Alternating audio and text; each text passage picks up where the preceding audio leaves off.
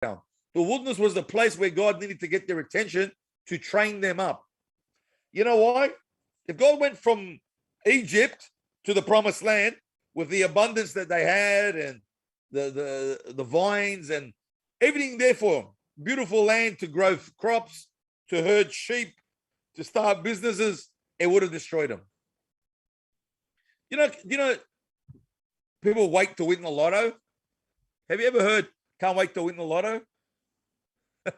You know, statistically, 78% or 82%, I think it was about 80% of people that win lotto win a big windfall, whether it's casino, horses, jackpot, whatever.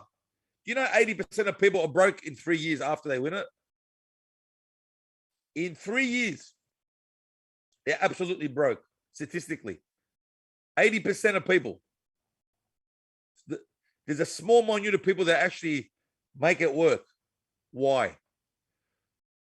If you want $1 million tomorrow, if everyone here, let's say someone won $1 million in this group tomorrow, 80% chance that you'll be broke in 3 years.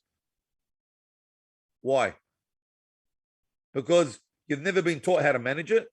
You still have a slave mentality.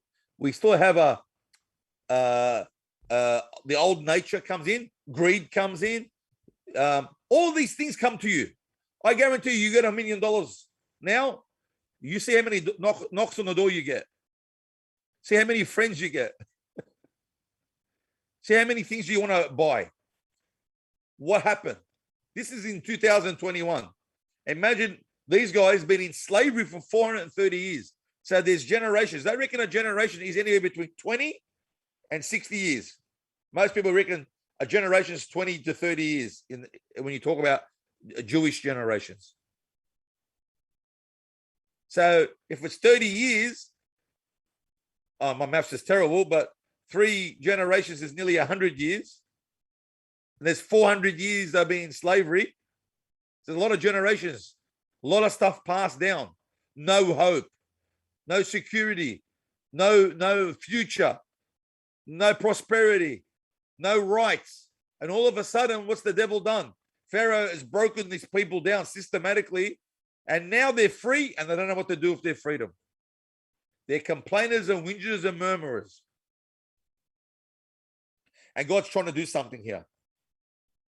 God's trying to do something with us. If you go with me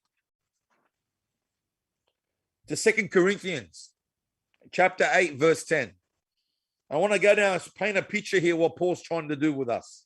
What he's doing with this. Now, this is the Corinthian Church. And it's a church that Paul birthed. And all the gifts of the Spirit in operation. They were Gentiles. They got saved. And Paul is their leader. This church had all the gifts of the Spirit in operation, and they were out of order. They were rebellious, and they were still in sin. So Paul has to address this church, has to address the people, and he also wants them to stick to their word. Now, if you ever look at Corinthians, you'll see that Paul says there's sins among you in this church that aren't even among the Gentiles. So this is how fallen they were. They thought they had the gifts of the Spirit. In Corinthians, this is where you see Paul talk about the Lord's Supper and not taking it unworthily. He talks about the love chapter. Love is patient, love is kind. But it also talks about the gifts of the Spirit and having order about the gifts of the Spirit. There's so much to the book of Corinthians. But out of nowhere, in 2 Corinthians chapter 8, Paul holds them to their word. Look what he says here. Let me go to it. I'm telling you to go there. I'm not even there. 2 Corinthians chapter 8 and let's start from 10. And this is Paul speaking to you, and I'll give you advice. It's to your advantage. Listen to me. Listen very carefully, everyone. This is Paul speaking to the Corinthian church about giving. But watch.